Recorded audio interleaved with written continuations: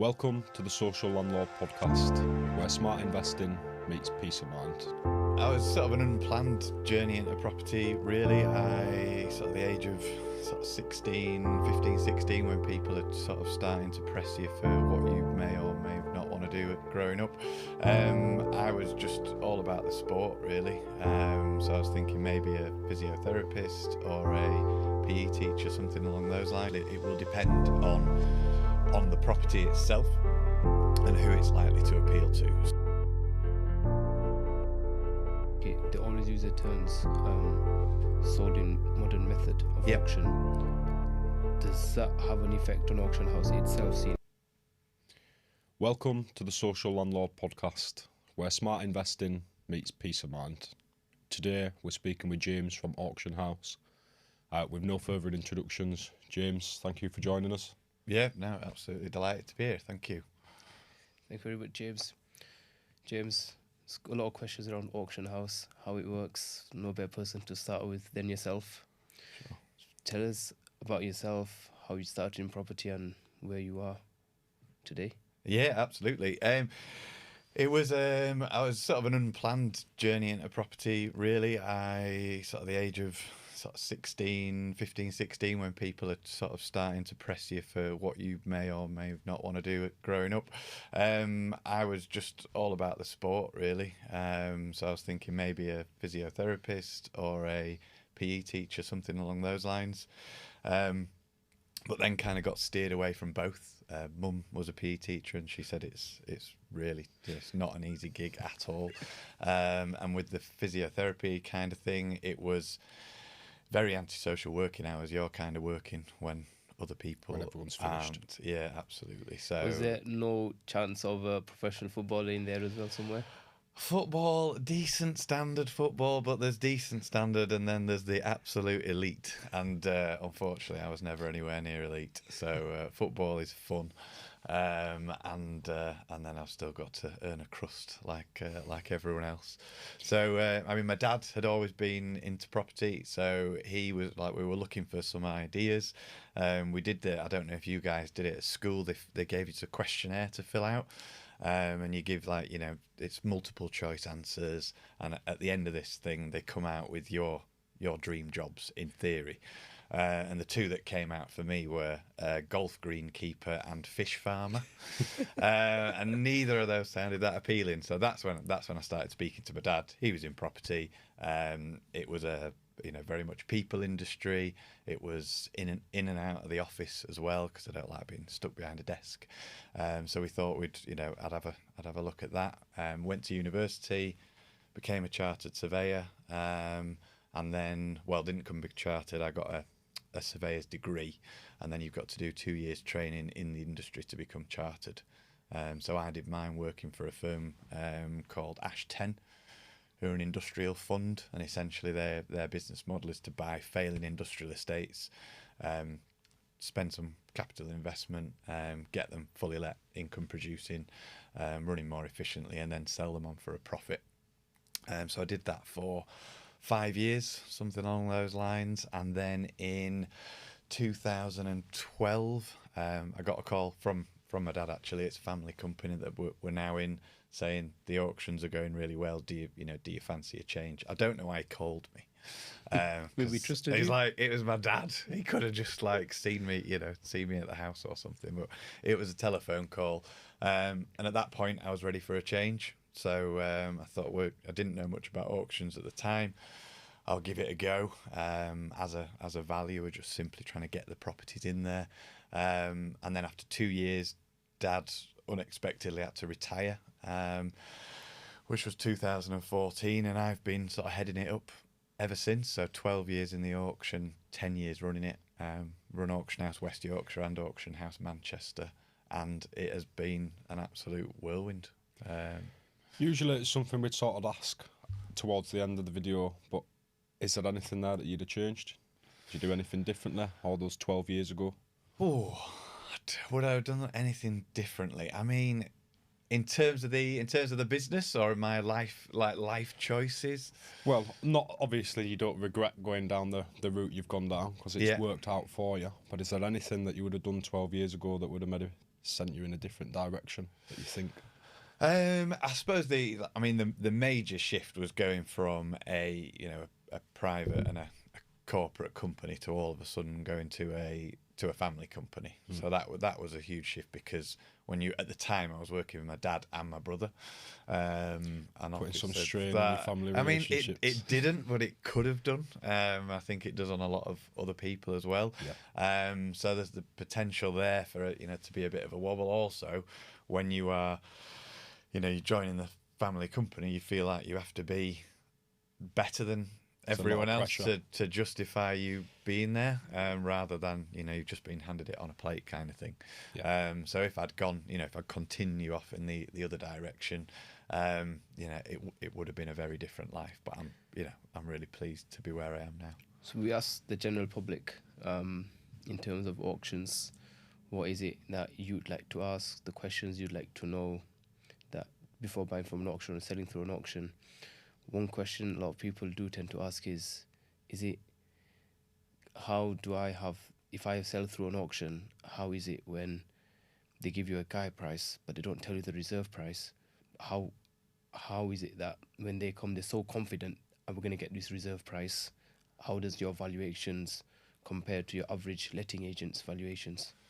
So in terms of the sort of asking about the relationship between guides and reserves, and how we go about kind of arriving at those figures. So essentially it will depend on the property itself and who it's likely to appeal to. So if I've got a 3-bed detached house in mint condition, let's say it's been newly refurbished, that would look quite odd in an auction, actually, because it's not going to appeal to your typical investor. It's just been refurbished, so your developer's not going to be interested in it. So for me to get interest in 4 weeks and a legally binding exchange of contracts, there's no point in me sticking it on at full market value in the same way an agent would. So I would just have to I'd have to knock a certain amount off what I felt the true market value was, and hopefully people would then come in with cash, ideally, thinking that they were getting a good deal, but the client who's selling it is getting it sold and turned around in a much shorter space of time. We do get a lot of refurbishment projects, and that's much more sort of your auction bread and butter. And in that sense, we're just doing a really basic development appraisal. So what might that property be worth once it's refurbished and looking all spick and span and shiny? How much is it going to likely to cost to get it in that condition? And then factoring in a profit margin as well for someone, because ultimately people come to do refurb projects to make money and put food on the table. And then hopefully, if we've done that job correctly, we can advertise it. It's gonna make sense to a lot of developers. They'll come, they'll bid. Everyone is going to have a different opinion on what it's worth and how much it's going to cost to refurb, and also the profit margins they're looking to make. So we always say to clients, the person who reckons that they're going to refurbish it cheapest, take the smallest profit and sell it for the most, well, that's your winning bidder. And that's why auctions work so well. The third type of property that we sell an awful lot of is the buy-to-let investments. Sometimes vacant, but a lot of the times they're already tenanted.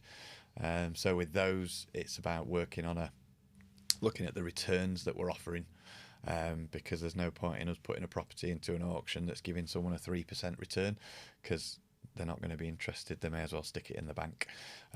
So we try wherever possible, and this is dependent on the property and the location, but to get people up towards 9-10% returns and beyond sometimes. And again, that will then, in theory, pull the buyers in, we'll get the sale, and we'll have happy clients. And I think during that you did touch upon that hopefully the aim of the game is someone to come along with cash and purchase this property from you. Yeah. Are you strictly cash for an auction? Because a question that gets asked a lot is, can they complete one of these purchases on a mortgage? Yeah, so I mean, absolutely they can, but so my auctions, there are different types of auctions in the market at the moment. So we typically do a traditional auction, which 9 times out of 10 is an exchange of contracts on the fall of the hammer, completion 4 weeks later. Yeah. So yes, you can get a mortgage, but it comes with risk, because if you are not a cash buyer, then you are not in control of every element of that sale. You've got the bank, you've got the bank surveyor, and if they take a bit longer than you want them to, then you do run the risk of losing that deposit. So if you're buying with a mortgage, I would say you need to check that firstly the lender or the bridging company will lend to you as an individual, but also they'll lend on that specific house, and you really want to be doing that before the auction, not after. And then secondly, yes, lots of people want to buy with a mortgage, but have you got a plan B?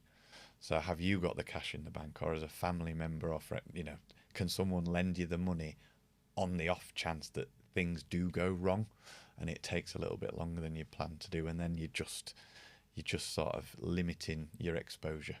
So whilst we are on that then, if you were to tell someone what they needed to complete on a mortgage sale, what do they need to have in line before they would come and... So, I mean, firstly, you need to do your research on the specific property. How much is it worth to you as an individual, and can you do everything that you need to do from there? You need to check the legal pack. Please never bid on an auction property without looking at that legal pack. Is so important. But then once you've done that and you're happy with your own numbers, that's when you need to get your lender involved. Hopefully you've already got a mortgage in principle or something, or a decision in principle. But then in an ideal world, you also need to get them sometimes to do a desktop. Sometimes they'll need a physical inspection of that property and say, ultimately, yes, we'll sign you off at 95,000 or whatever it might be. And then you can actually go to that auction with confidence. If you haven't got all that in place before the auction, then it's just riskier, and nobody wants you to lose a 10% deposit, because it takes a long time to save that kind of money up, doesn't it? Nowadays, in a world where people want a lot of convenience, Yeah. would you say auction is a better way to sell than what it was before, or would you say it's still the same?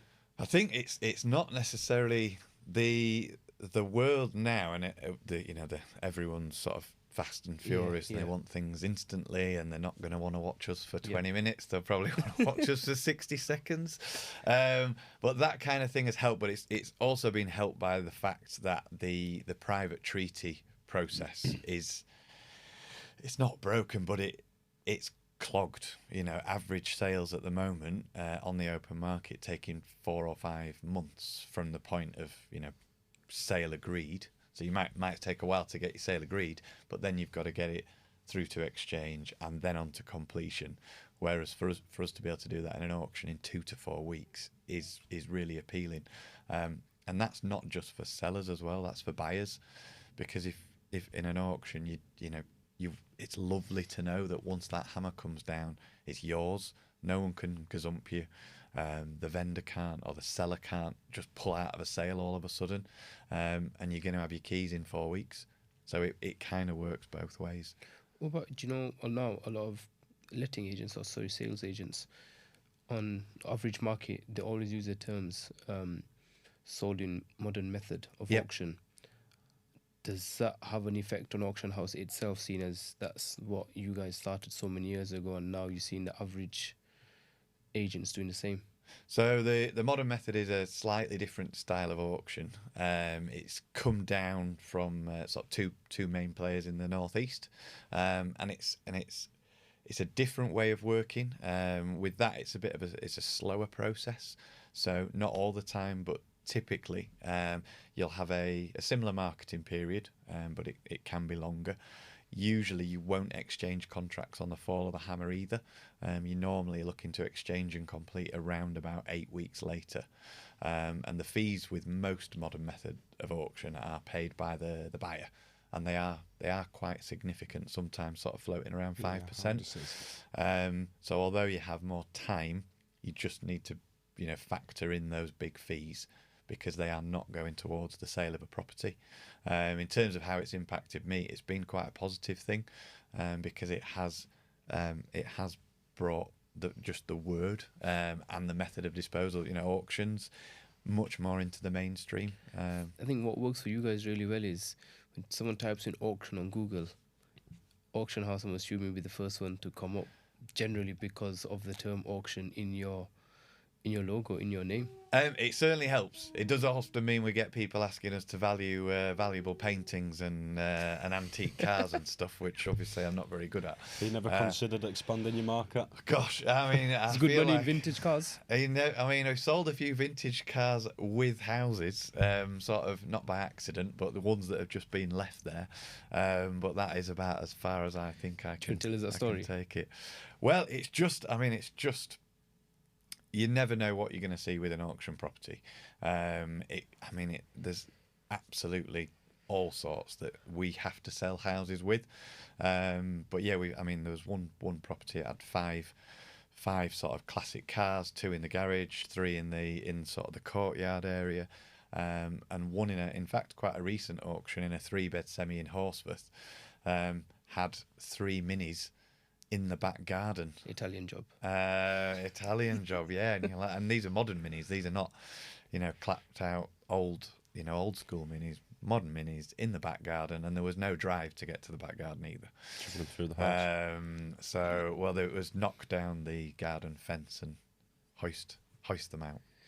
I saw a post from you just a couple of days ago. There was a bit of a tank. It was just a pond.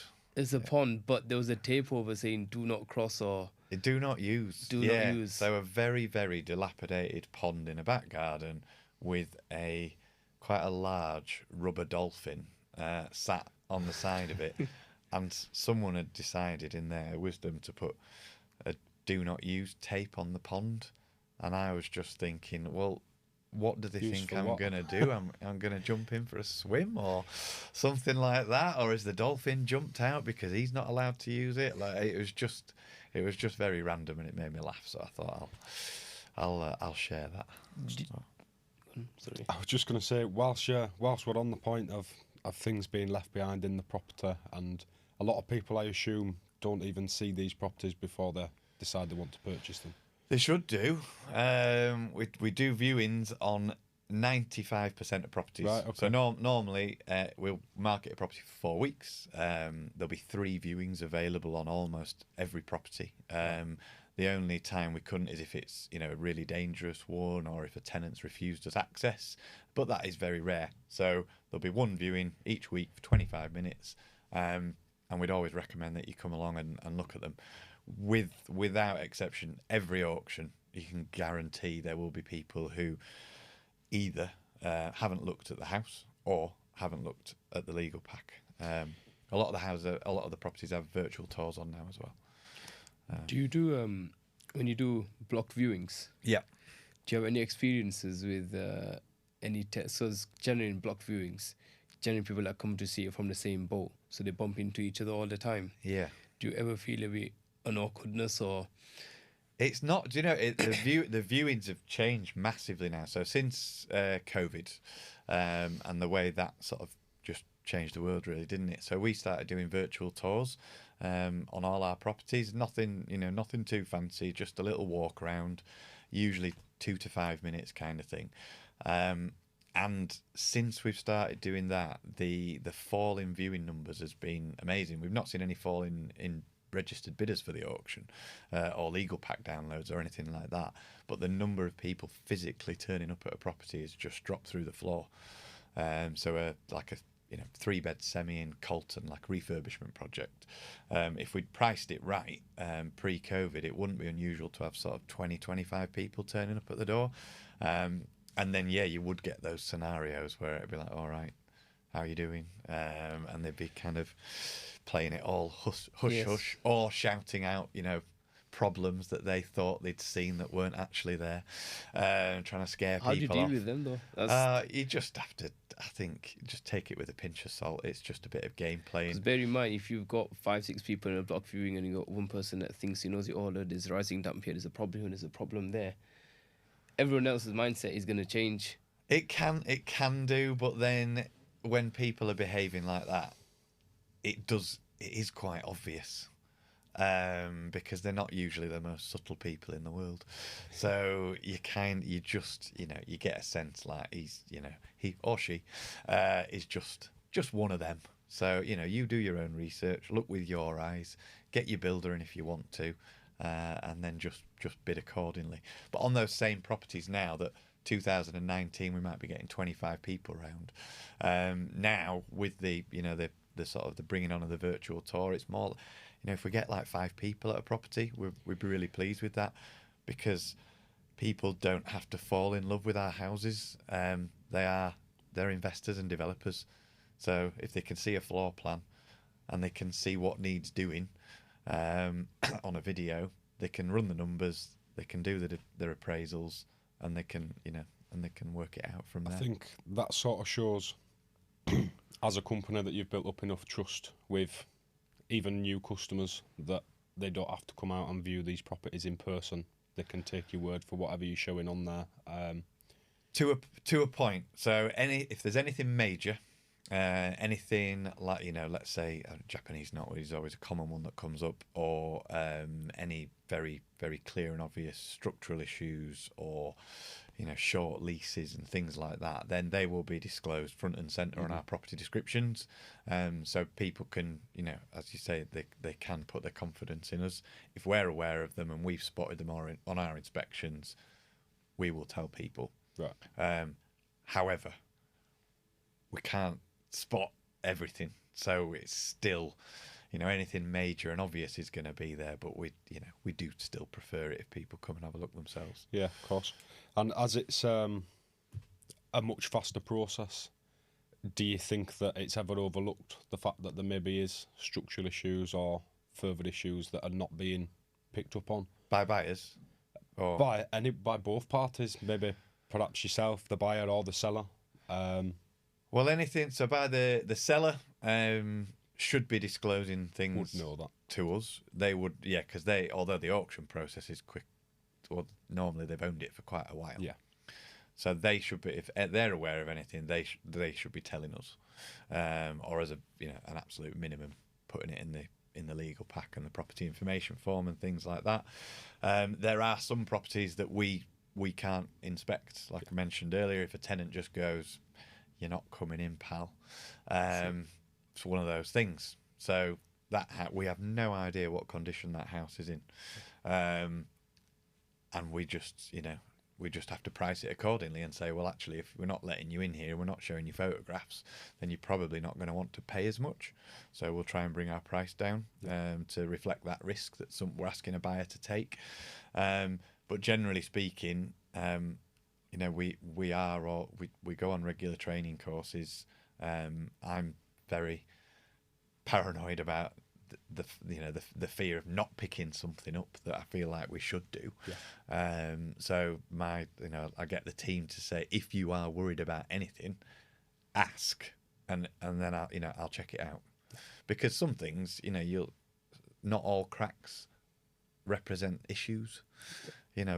Buildings move and flex and plaster comes off, but that's just property. It's not perfect.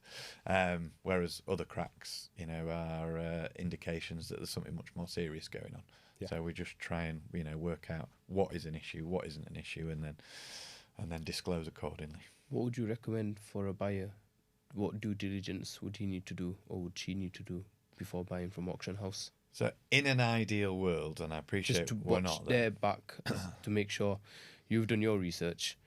This is what you need to do to ensure that you're satisfied to buy this. So in an ideal world, you would view the property, and depending on what type of property it was, if it was a refurb and you're not the builder yourself, get your builder around at the same time so you can get some accurate prices from them. Speak to other estate agents. What could I rent this out for, or what could I sell it for if I refurbished it and it was in lovely condition? Because again, the local estate agents, they are experts in that field, so they're going to give you an indication, and from there, if you know what you can sell it for and you know what the builder's going to charge you, then you can work out what you need to bid and what your maximum bid should be. Legal pack is absolutely crucial. Most legal packs, they're fine. Nothing in there that's onerous or whatever. However, every now and again, there will be something in there. So all legal packs are put together by the seller's solicitor, not the auctioneer. So if the seller's solicitor then recommends, you you, the seller, could recharge the buyer and get your fees back or something like that. Or if you haven't read the legal pack, you're not going to be aware of that. And there are going to be fees in there that you're going to have to pay for, because once the hammer's down, the deal is done. Equally, I have seen it in the past, although again it's rare, where a tenant has been in arrears of, say, in the past I have seen sort of £5,000 worth of arrears. It was written into the contract that the buyer had to reimburse the seller for those arrears. And again, £5,000 on an £80,000 terrace is a huge amount of money. Plus fees. Plus there's fees, yeah. So so the legal pack is key, and in particular, read the fine print. Read the fine print. Usually special conditions. That is where you're likely to find it, and that's where I always try and steer buyers. If you can get a solicitor to look through the legal pack for you, even better. Most will charge you up front, but then they'll knock it off at the end if you're successful. I saw a post from you not so long ago from auction. You're advertising a property from Leeds City Council. Was it the one in, it's like a park or something, or old memorial building? It was in October. There's been a few, yeah. Leeds City Council, depending on the finances, usually dispose of a few assets each year. So we've had one in just on the sort of the entrance to Temple Newsham. Yeah. Which, I mean, they usually do go very well because they're quite unique properties. We had one it was within the grounds of Potter Newton Park, just along sort of in between Chapeltown, Hare Hills and Chapel Allerton, beg your pardon. And we've actually got one coming into the March auction as well, in Otley. How easy is it to shift these kind of council properties? Because like some of them, they're not actual properties, they're more like land, aren't they? So most of the ones we've sold for the council are just like very unique and really interesting houses, normally in quite a poor state of repair. So again, they're difficult to value, because how do you value them? Just try and use a bit of experience. And I mean, ultimately, every valuation starts with comparable evidence. And if you are on a street of terraces, then it's very easy, because generally speaking, there will have been several properties sold on that street very similar. When you start going out into the countryside and these gatehouses that we're selling, you just need to make your search a little bit wider. Maybe work out what a 3-bed detached or a 3-bed semi would sell for in the area on a normal street, and then usually add a bit of a premium for these more bespoke ones that we're selling for the council. But you've still got to then factor in your refurb, factor in your profit margin, and then hopefully watch them go. We haven't sold. I know the council do dispose of land. We've not sold much personally for them, but ultimately, the decision-making process is still the same. Has it got planning permission? If it has, work it backwards from finished development to your land value. And if it hasn't got planning, then what might it get planning for potentially in the future? Obviously, that's bigger risk, so it needs to be cheaper.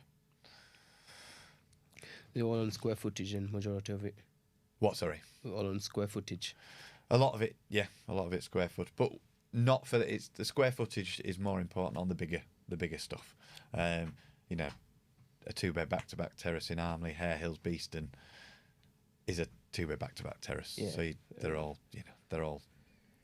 back to the centimetre, nearly, a lot of them exactly the same size. Copy and paste. Yeah. So I'm just a bit conscious that obviously you've got things to do and you're most likely wanting to get off and do your meetings for the day. Something that we do ask everyone that comes on is if you could go back to your 25-year-old self and give them one piece of advice that may save you from some pain, what would it be?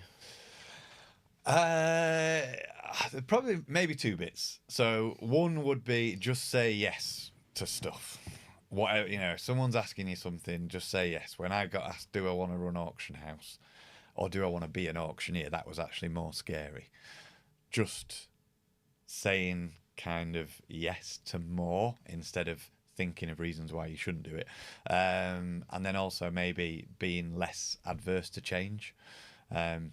Change is going to happen whether you like it or not, whether it's technology, relationships, business. literally everything. So if I was a bit, if I could have embraced it a bit sooner and just accepted it, then I reckon that would have stood me in good stead. That's it. Thank you very much, James. Yeah, Thank you for coming on. Nice to see you guys. Wherever you're watching, listening to this podcast, feel free to share, follow, and subscribe. Thank you very much.